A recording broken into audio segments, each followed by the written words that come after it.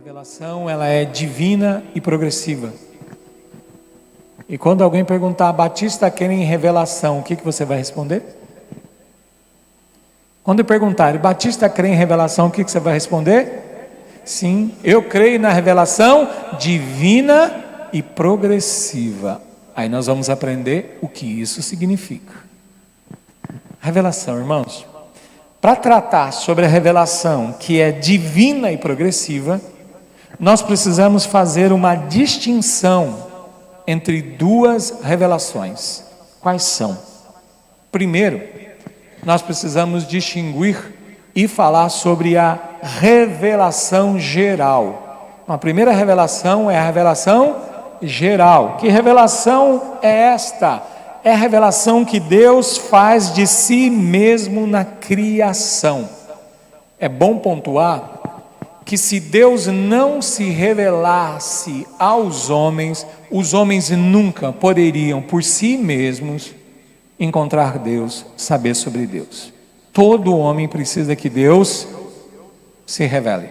E Deus se revelou primeiro, essa revelação geral. E Deus fez uma revelação de si mesmo na criação. E essa revelação é dada a conhecer a toda a humanidade. De que maneira? Através da criação. Vejamos o texto de Romanos 1,19 e o que Romanos 1,19 nos ensina. Romanos 1,19 diz assim: pois o que se pode conhecer a respeito de Deus, olha, o que se pode conhecer a respeito de Deus é manifesto entre eles quem? Os homens. Por quê? Porque Deus lhes manifestou. Ora, se Deus se revela para toda a humanidade, e essa é a revelação geral, através da criação e na criação, é por isso que cada pessoa, ela é convidada a erguer os olhos para o alto. Nessa revelação é preciso olhar ao seu redor, mas também erguer os olhos. E olha o que diz a palavra do Senhor em Isaías 40, 26. Por que erguer os olhos? Que texto maravilhoso, diz assim: ergam os olhos e olhem para as alturas. E a pergunta é: quem criou tudo isso? Quando você ergue os seus olhos para os céus e você olha tudo, você pergunta: quem criou tudo isso? Você sabe a resposta? Quem criou tudo isso? E a Bíblia então começa respondendo assim: quem criou tudo isso? Aquele que põe em marcha cada estrela do seu exército celestial, e a todas, eu acho isso maravilhoso, e a todas chama pelo nome. O Senhor tem um nome para cada estrela. Tão grande é o seu poder e tão imensa sua força, que nenhuma delas deixa de comparecer. Deus se revelou como Criador. A revelação geral é essa: Deus se revelou como Criador. E o que significa isso para nós? Significa que a criação, ela não existe de forma independente do Criador. A criação não existe para si mesma, nem por si mesma. Ela existe porque tem um Criador, e ela continua existindo porque tem um Criador que também é sustentador da sua criação. Mas Deus fez a sua criação com um propósito. Qual é o propósito? A criação existe para anunciar o Criador, testemunhar do Criador. E Salmos 19, verso 1, é o texto consagrado e nos dado por Deus, porque diz assim lá: os céus proclamam a glória de Deus, e o firmamento anuncia as obras das suas mãos. Queridos, essa é a revelação geral do poder e da grandeza de Deus. E seguindo a ordem de Deus lá em Isaías, nós vamos olhar para a criação, erguer os olhos para a criação por alguns instantes. E qual é esse olhar? Percebam agora essa imagem que mostra onde nós estamos posicionados em relação ao Sol. Consegue identificar ali onde nós estamos? Onde nós estamos? Onde nós estamos? Nós estamos na terceira posição. Por que nós não estamos na segunda nem na primeira?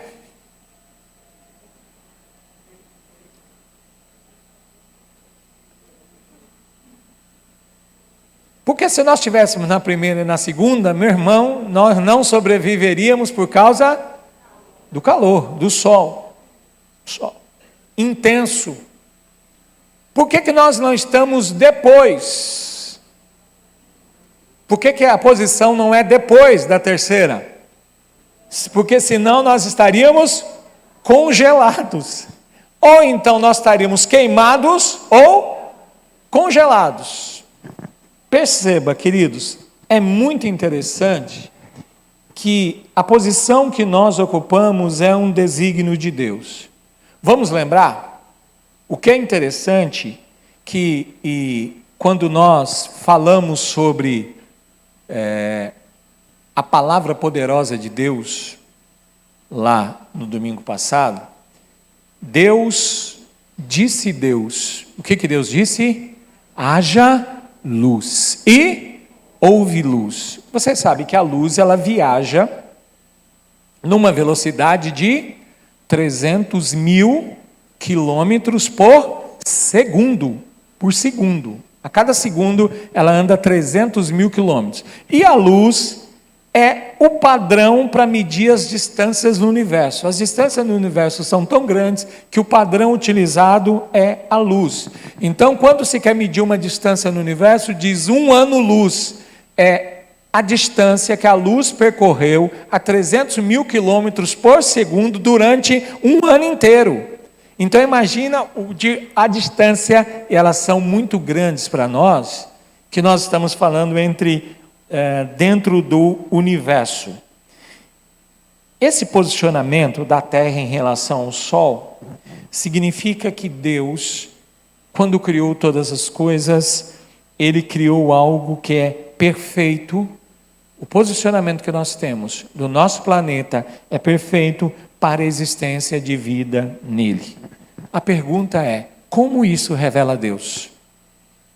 Como isso revela Deus? Próximo verso vai nos contar isso. Salmo 19, versículos 3 e 4. Eu vou agora dizer para vocês: não há linguagem, nem há palavras, e deles não se ouve nenhum som. No entanto, porém, contudo, por toda a terra se faz ouvir a sua voz, e as suas palavras chegam até onde, irmãos? Os confins do mundo. Significa o quê? Que há um testemunho sendo dado sobre o poder e a divindade de Deus. E esse testemunho tem sido dado através da criação. De forma que, Romanos 1:20, o apóstolo Paulo dirá assim: pois desde a criação do mundo, os atributos invisíveis de Deus, quais sejam seu eterno poder e sua natureza divina, têm sido vistos claramente. Incrível aqui, irmãos. Irmãos, perceberam? Os atributos de Deus são o quê? Invisíveis, mas eles têm sido vistos de que maneira? Claramente.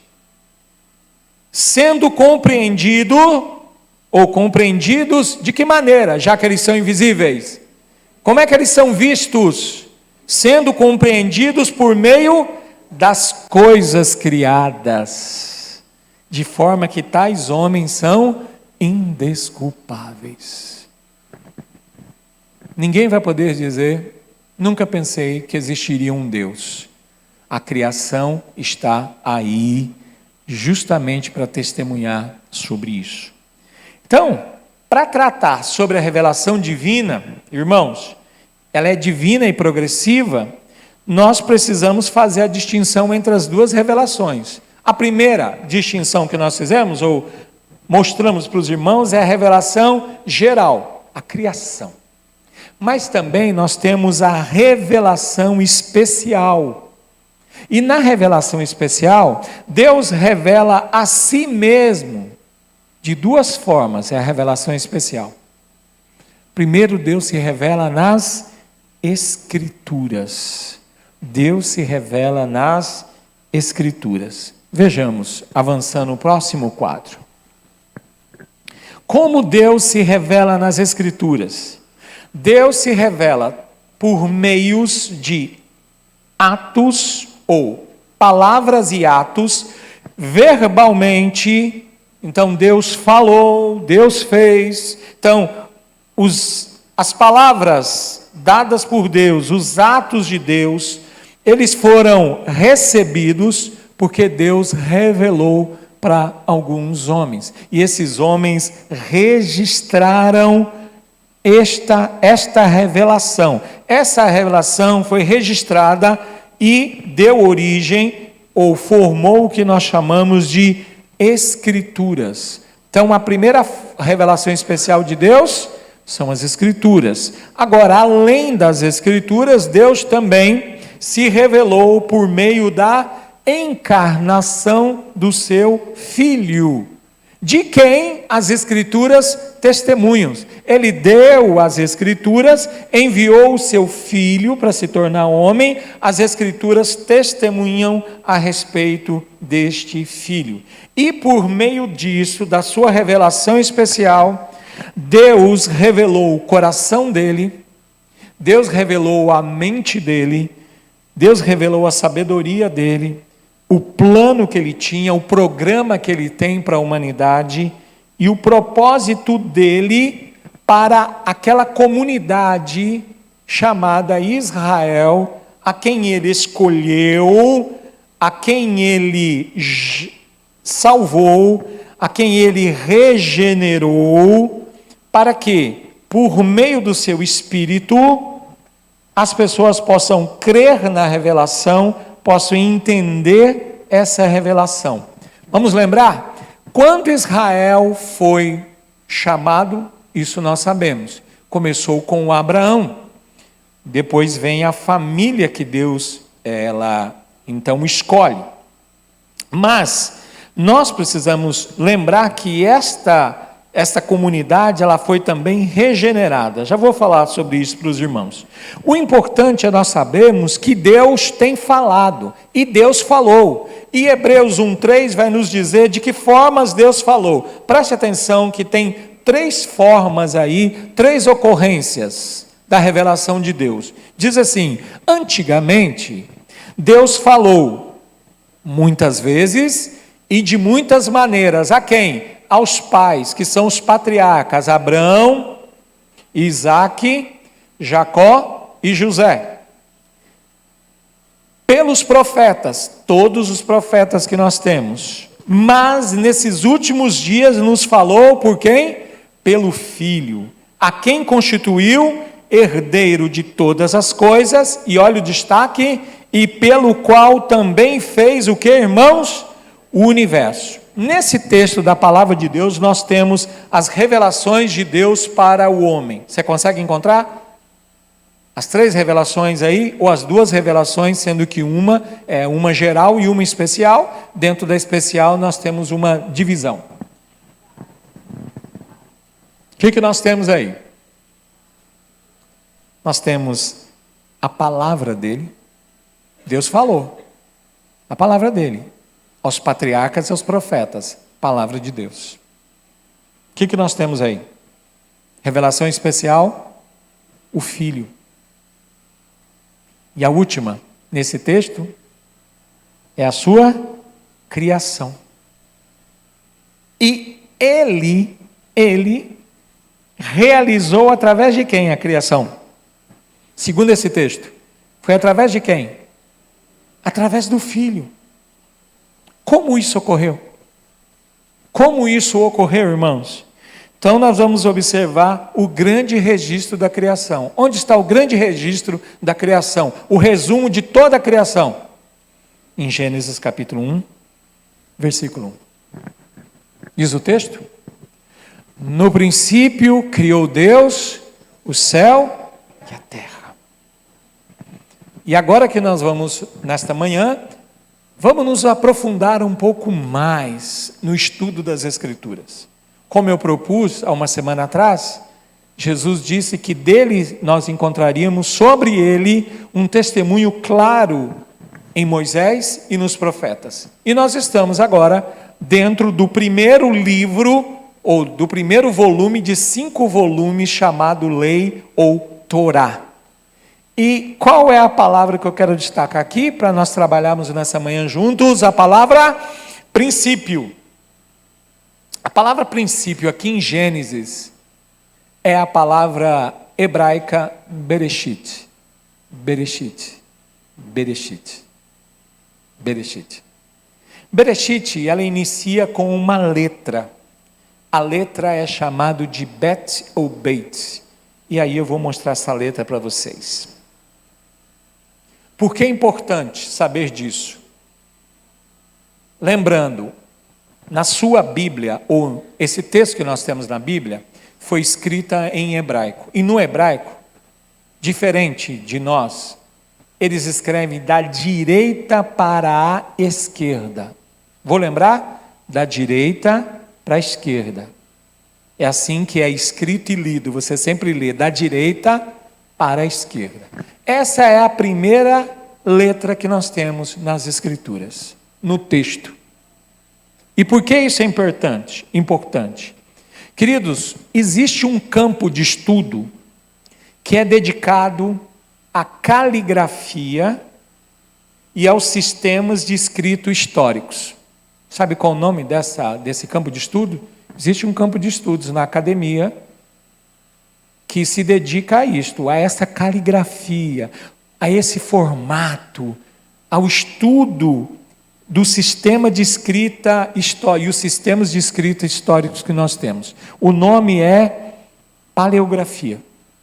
A paleografia. Bom, a paleografia, ela estuda o formato das letras, estuda a função e a aplicação ao texto. Por que essa letra tem esse formato? Qual é a aplicação? Qual é a função que essa letra tem dentro do texto? É isso que eu quero trazer para vocês nessa manhã.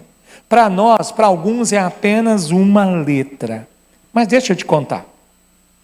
O que é que a gente consegue perceber nessa letra? O formato aí. O que você consegue perceber? O que você consegue perceber olhando para ela?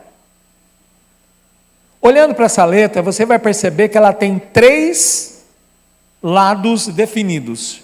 Correto? 3 lados definidos e tem um aberto. 3 definidos e um aberto. Por que é assim? Porque os lados fechados bloqueiam o que vem antes. Quando eu olho para o texto de Gênesis, o que vem antes? Porque o texto já aparece quem no texto? Diz assim o texto: no princípio criou Deus. Aí você diz: criou como? O que existia antes? Mas Gênesis não está nos contando. Gênesis já está afirmando que existe um Deus e que Ele criou todas as coisas.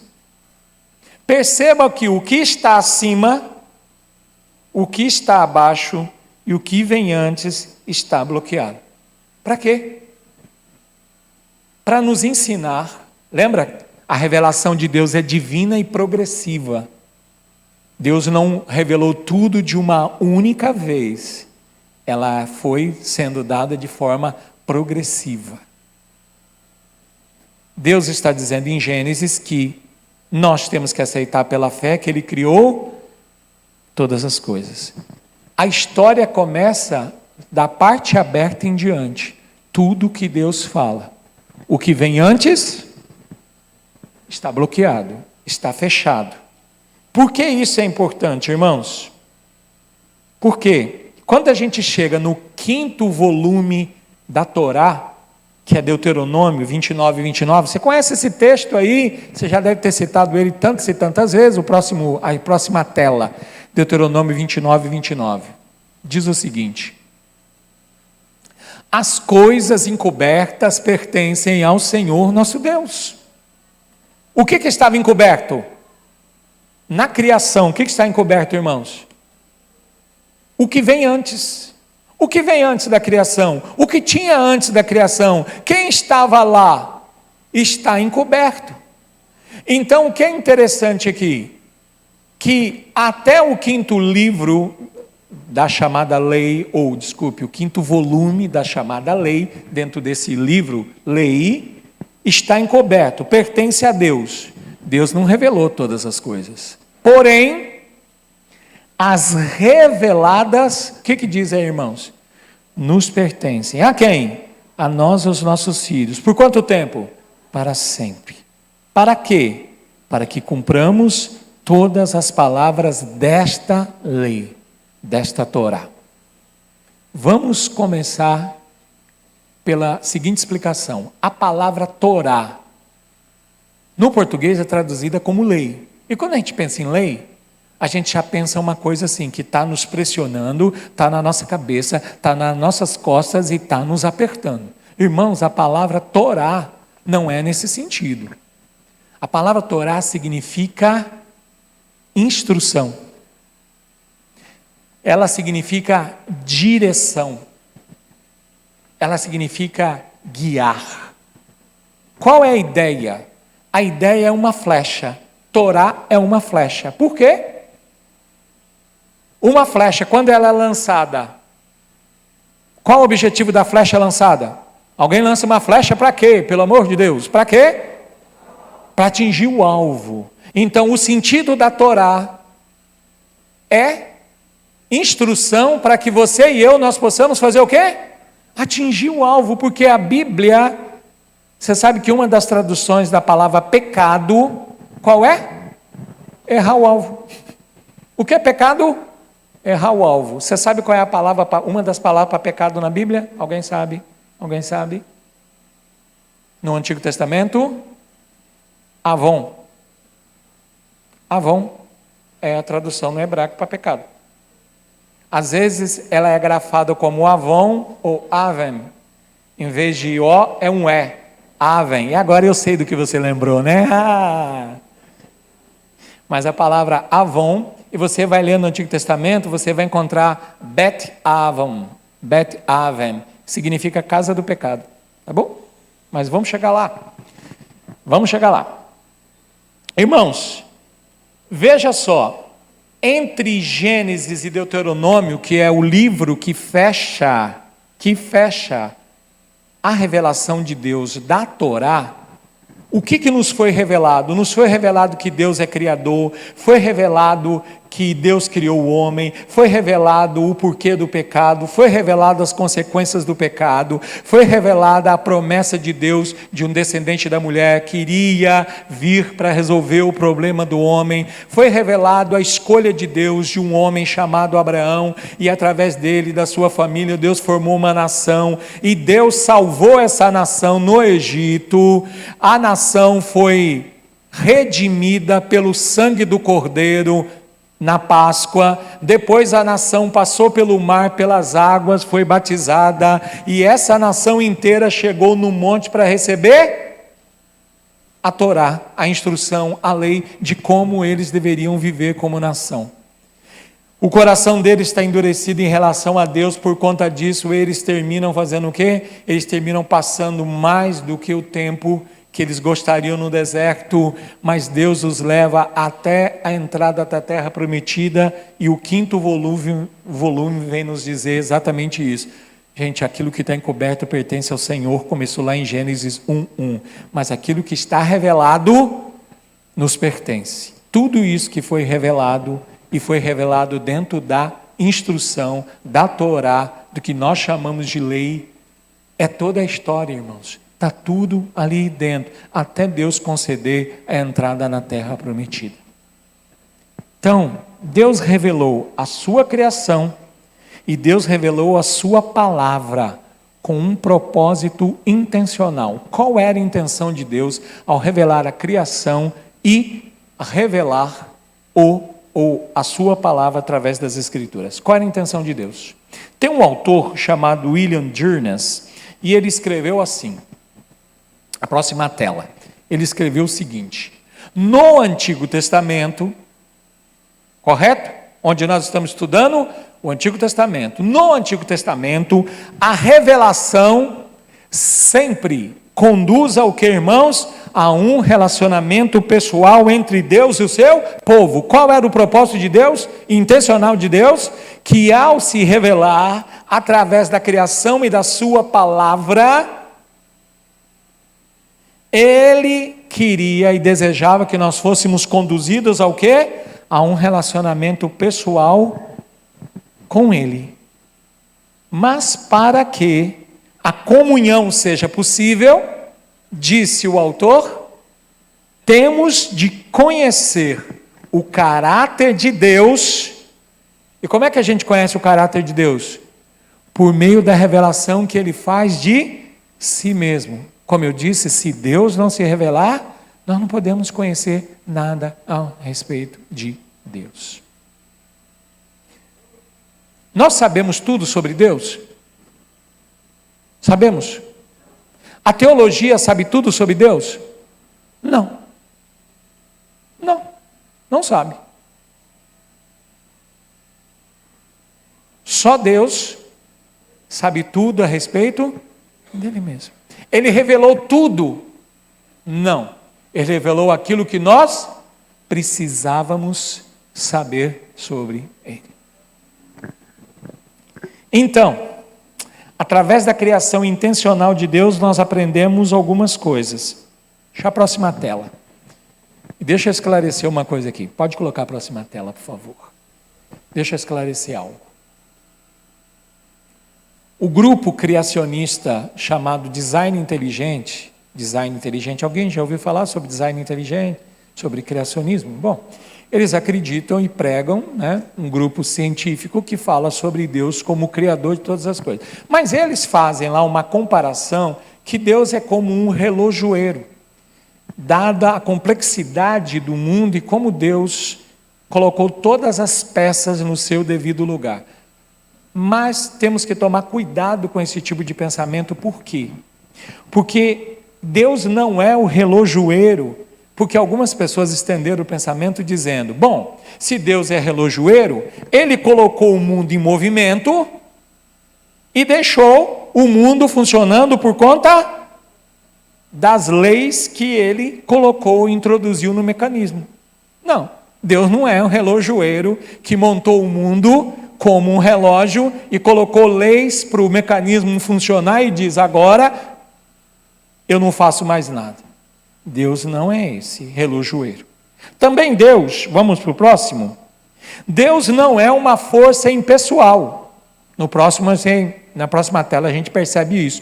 Deus não é uma força impessoal, como alguns querem tratar Deus, como se Deus fosse uma energia, como se Deus fosse uma consciência universal. Meus irmãos, Deus não é uma consciência ou uma inconsciência universal. Deus não é uma força impessoal que não tem vontade, que é incapaz de falar ou de agir. Deus não é essa força. Isso daí é Guerra nas Estrelas, tá bom? Em que as forças estão em oposição. Não é Bíblia. Não é Bíblia. Isso, na verdade, é mais uma filosofia oriental, que é o Yin e o Yang, que são iguais e vivem em constante atrito, eles estão um empurrando o outro. Deus não é assim. Então, como Deus é? Pelo contrário, próxima tela. Pelo contrário, Deus é uma pessoa. E como pessoa, o que Deus possui? Deus possui mente, Deus possui intelecto, Deus possui sensibilidade, Ele tem emoções, Deus possui vontade, volição. E Ele então, por ser um ser, uma pessoa, Ele escolhe comunicar-se com os seres humanos. seres humanos que ele criou à sua imagem. E ele não somente se comunica com esses seres humanos a quem ele criou a sua imagem, mas Deus também intervém na vida dos seres humanos. E essa intervenção de Deus é conforme a vontade dele, mas também de acordo com a fé de cada ser humano. E onde isso vai nos levar? A Isaías 43:10. Qual é a vontade de Deus para aqueles que colocam a fé nele?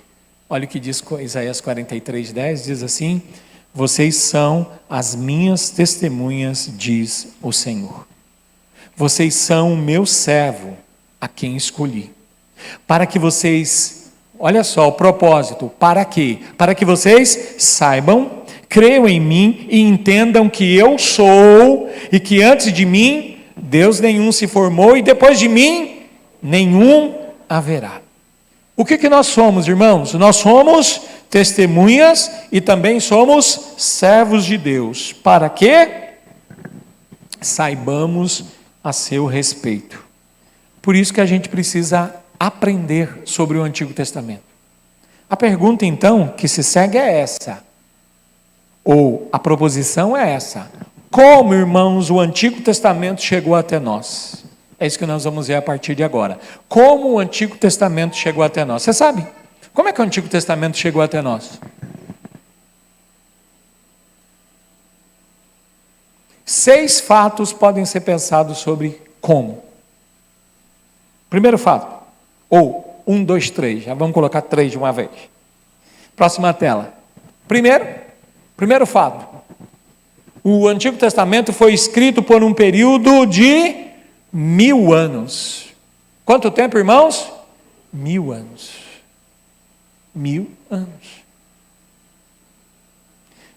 Segundo fato, o Antigo Testamento foi escrito por cerca de 30 autores, 30 homens diferentes. Terceiro fato é que ele foi escrito em hebraico com pequenas porções de aramaico. A gente vai encontrar aramaico, por exemplo, não no livro todo, numa parte de um capítulo específico do profeta Daniel, o aramaico. Só para que os irmãos saibam, o hebraico era a língua, nós temos aí a língua, o hebraico, que era a língua dos textos. Mas, quando Jesus está na terra como homem, a língua falada pelo povo era o aramaico. Tem uma proximidade, não é a mesma língua, mas tem uma proximidade. Nós temos muitos exemplos no Antigo Testamento e no Novo, que a gente tem lá palavras que são muito próximas. Exemplo, no hebraico, a palavra para mestre, que muitas vezes Jesus foi chamado de mestre, é rabi. Rabi. Já no aramaico, a mesma palavra é rabone. Rabi, rabone. Entenderam? Essa é a questão. Então, esses 3 fatos. Escrito durante o período de 1000 anos, por 30 autores e nessa linguagem. Mas como é que fazia? Próxima tela. Irmãos, o quarto fato aí é que os escritos eles eram copiados à mão por pessoas que recebiam o nome de escribas. Quando a gente encontra eles lá no Novo Testamento, fala assim, os escribas, os doutores na lei. Então tem que lembrar que os escribas, eles eram pessoas que copiavam o texto à mão. Olha a próxima tela, para você ter uma ideia. Onde eles copiavam? Ali, na pele de animais. O texto era, o couro era preparado, curtido, preparado, e depois eles vinham e escreviam.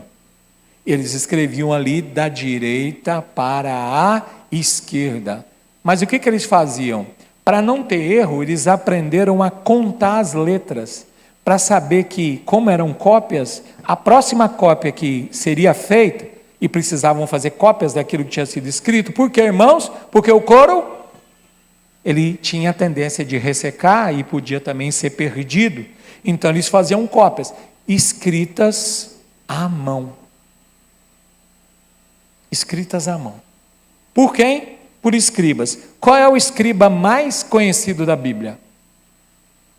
Você sabe? O escriba mais conhecido da Bíblia?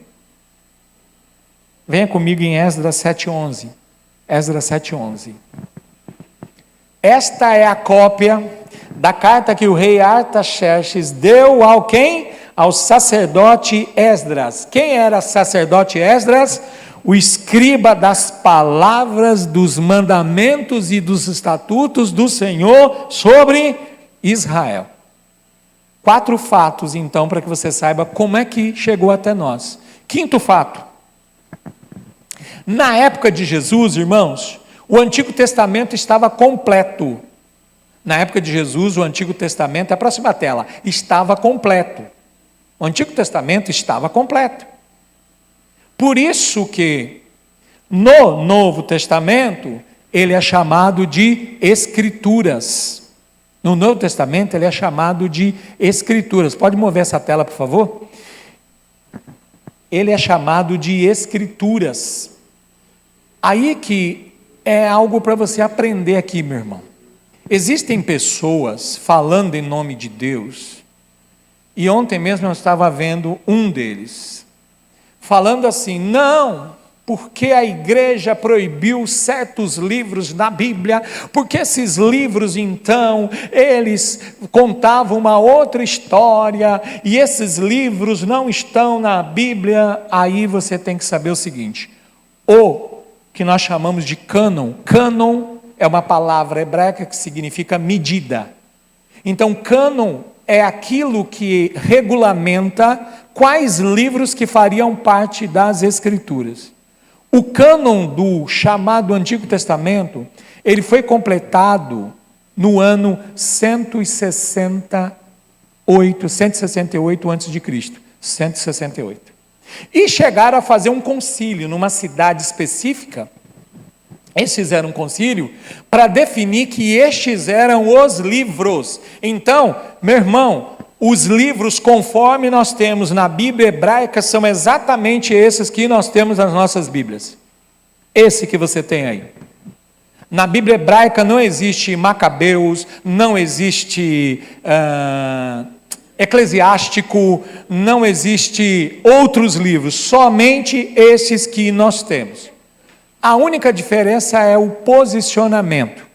O posicionamento. Os 5 primeiros livros na Bíblia hebraica é assim, Josué, mas o que nós temos depois? Os profetas, eles vêm antes de Esdras e Neemias e Ester, porque eles consideram que, cronologicamente, isso acontece depois.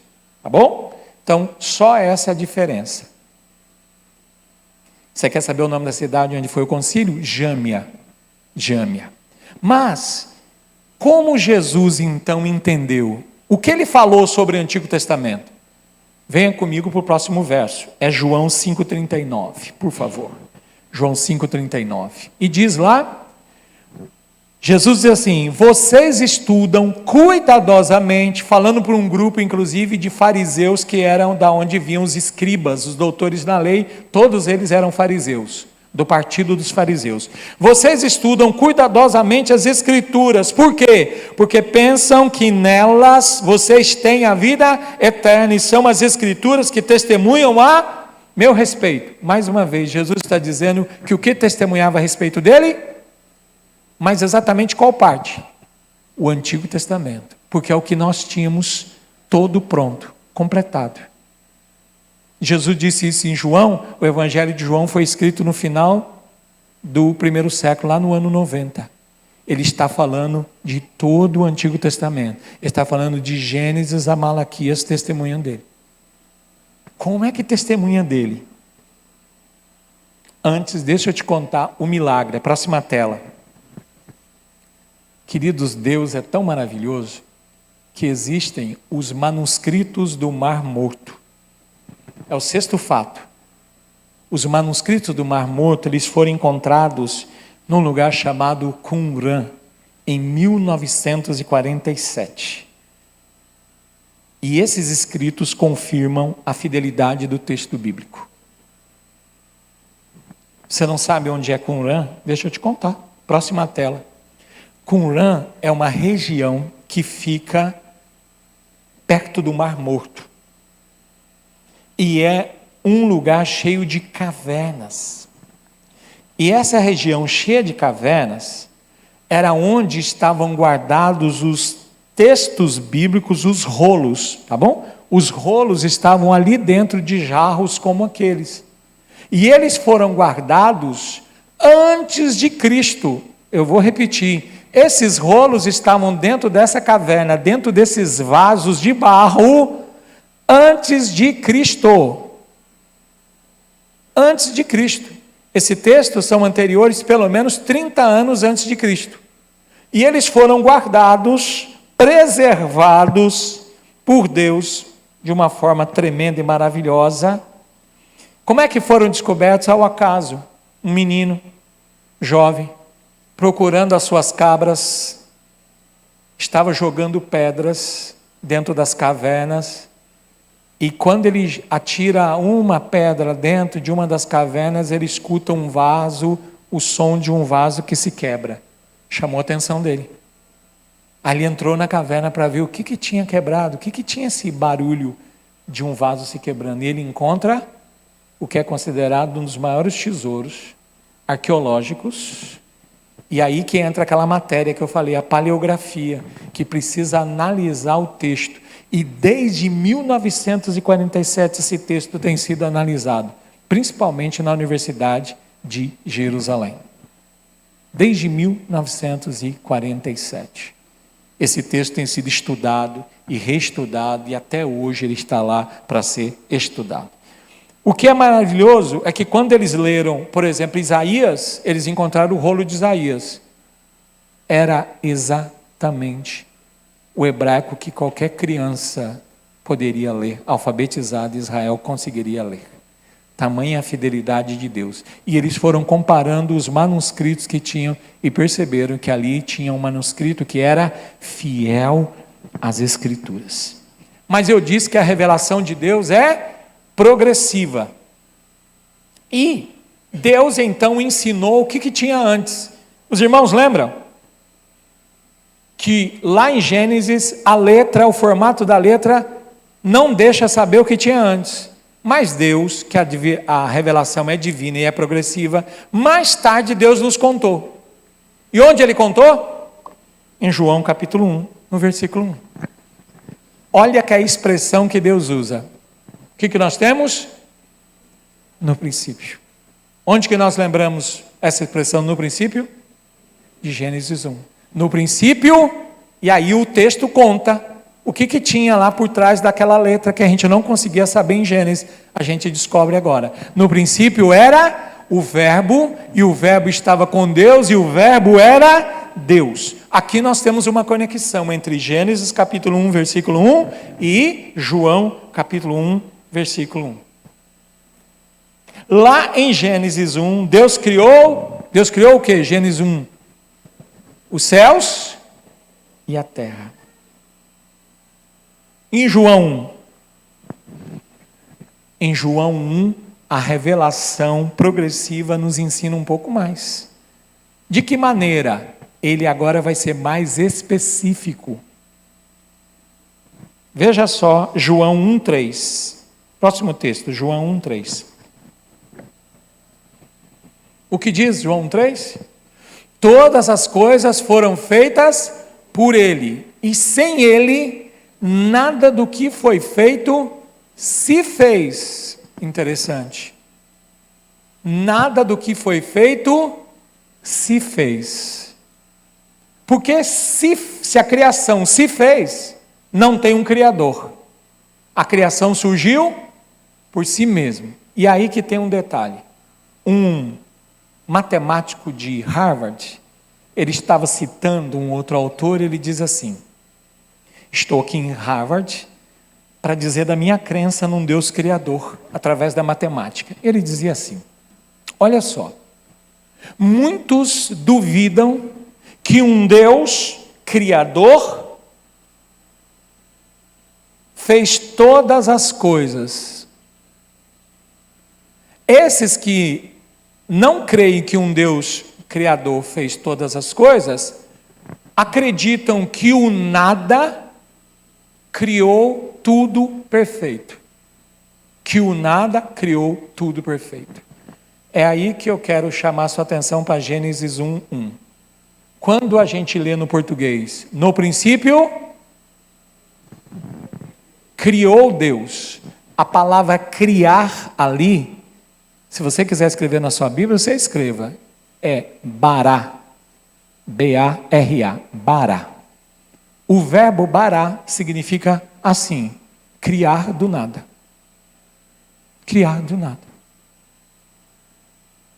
Deus chamou a existência. E foi através do verbo. Como assim através do verbo? É só você ler Gênesis 1:3. E disse Deus. O verbo está lá. E disse Deus. Haja luz e houve luz. O verbo está lá. E a Bíblia, então, nos ensina que o verbo não é um ser criado. Que foi uma heresia de Ário. O nome do autor, do sujeito é Ário.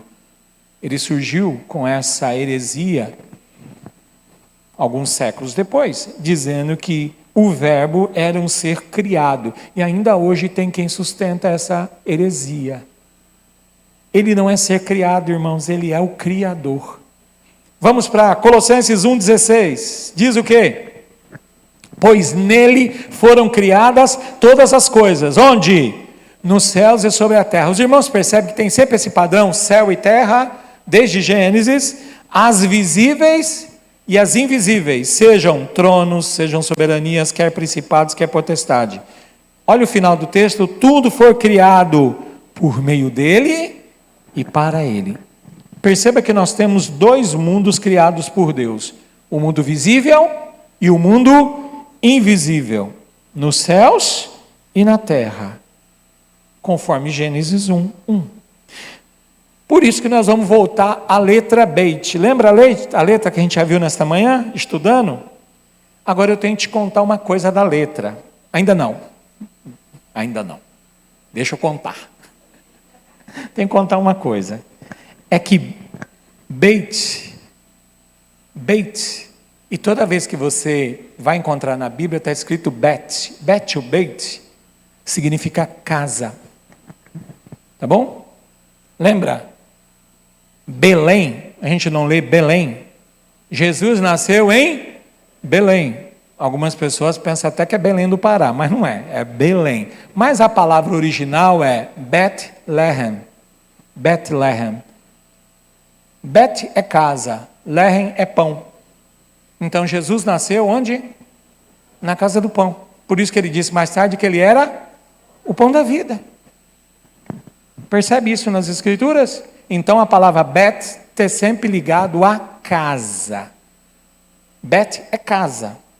É bem interessante que essa letra Beit, ou Bet, ou Beit, inicia outras palavras conectadas à casa. Agora sim a tela. Quais são as palavras que também começam com Beit? Baná. Diga comigo, baná. O que significa baná? Construir ou edificar. Preste atenção, você precisa ter na sua mente, porque é aquilo que vai ser dito agora, na sequência. Baná, ela aí é paleografia. O que a paleografia ensina? Baná aí, ela é formada por duas letras. Você diz, não, duas? Na verdade são três. Porque no hebraico nós só temos consoantes, a gente não tem vogal. Não tem. O que a gente tem são sinais que vieram muito tempo depois para sinalizar para nós qual vogal é. Por quê? Porque a língua era oral. Mesmo quando ela era escrita, quem lia sabia por causa do tempo de oralidade. Ele aprendeu dessa maneira. 3 palavras formam baná. A primeira é Beit. Beit significa casa. Está vendo que para nós é um N? um N, de baná. No hebraico é nun. Nun. Nun inicia a palavra alegria. E essa aqui para nós é um H, e para nós H, não é? Tem um som de... O som é mudo. No hebraico é um re. Re não é mudo, pelo contrário, ele é... Ó, ele é gutural. É assim que se lê. No final da letra, no final das palavras, ele não assume esse som. Mas o significado desta letra re, qual é? O poder criador de Deus. Logo, o que é baná, irmãos? O poder criador de Deus edifica a casa com alegria. Guarde isso. Próxima palavra, ben. Ben é filho. Por isso que se você pegar o hino que nós cantamos hoje, hino 14, se você for no cantor cristão, quem é o autor do hino 14 do cantor cristão? O autor da letra, você sabe? Daniel Ben Judá Dayan. Olha o autor lá. Daniel Ben Judá Dayan. Só se você olhar lá, em cima lá, tem o número do hino e quem escreveu o hino. O que significa Ben? Filho. Então, Daniel, filho de Judá Dayan. Ele que escreveu a letra do hino 14. É escrito, é o hino mais antigo que nós temos. É o Deus de Abraão, que depois é seguido por Castelo Forte. Mas ali a letra é a mais antiga que nós temos no nosso inário. Irmãos, Ben é formado pelas letras Beit e Nun, e significa filho. Se nós fôssemos traduzir, filho então é... Ben, o Beit é casa, Nun é alegria. Filho, a tradução seria alegria da casa. E Bat é filha. Bat é o Beit, que é a casa, mas esse tave aí, essa final, significa deixar uma marca que une. Deixar uma marca que une. Esse é o significado da filha. Filha é aquela que deixa uma marca na casa. Mesmo quando ela vai, a marca dela fica na casa. E é sempre uma marca de união. Então, a gente sabe que o verbo veio habitar entre os homens. Não é isso? João 1,14. Vamos lá? João 1,14. Assim, a palavra, o verbo, se tornou ser humano, carne e osso, e habitou entre nós. Como ele era? Ele era cheio de graça e verdade. E o que nós vimos dele? Vimos a sua glória, a glória do Filho único do Pai, ou unigênito do Pai. Filho único do Pai. E o que o Pai falou sobre o Filho? Lembra lá o que eu acabei de mostrar para vocês. Volte aí só uma tela, por favor. Volte aí uma telinha. Que Ben significa alegria e casa. Vai para essa tela aí. João 14. Diz o quê? Que ele se fez carne e habitou. Habitou onde? Então, aí fala de casa. O Filho construiu a sua casa entre nós, para poder habitar. Armou a sua tenda entre nós, para poder habitar. E olha o que ele ouviu. Vai para o próximo texto, Mateus 3, 16, 17, diz lá. Depois do batismo, enquanto Jesus saía da água, o céu se abriu, e ele viu o Espírito de Deus descer como uma pomba, e pousar sobre ele. E uma voz do céu disse: este é meu filho amado, que me dá grande alegria. Porque a palavra filho já carrega a ideia de alegria da casa. Ele diz: esse filho me dá grande alegria. Tá bom. Já que falamos de revelação nessa manhã, a pergunta é: onde isso nos toca? Em mim e você. Esse ensino. Onde isso nos toca, como nos toca? Queridos, Ele habitou entre nós para habitar em nós. Ele habitou entre nós para habitar em nós. E como é possível Deus habitar em nós? Como é possível? A Bíblia vai dizer em Efésios 3,17 que só tem uma forma, e assim pela fé, que Cristo habite no coração de vocês, estando vocês enraizados e alicerçados em amor. Como é que Deus habita em nós? Somente pela fé. Olha Efésios 2, 21 e 22. Cristo habitando em nós, o que acontece? Nele somos firmemente unidos. Por que nele nós somos unidos? Porque ele é a pedra angular, a pedra de esquina, a pedra principal dada por Deus, constituindo um templo santo para o Senhor. Escute, por meio dele, vocês também estão sendo edificados como parte dessa habitação onde Deus vive por seu Espírito. Eu e você estamos sendo o que, irmãos? Edificados. Qual é a palavra edificados que eu mostrei para você? Baná. E nós somos edificados pelo quê? Baná é sendo edificado pelo poder de Deus. Para quê? Eu e você estamos sendo edificados? Para que o Filho amado e aprovado por Deus esteja presente na casa. Quem é a casa?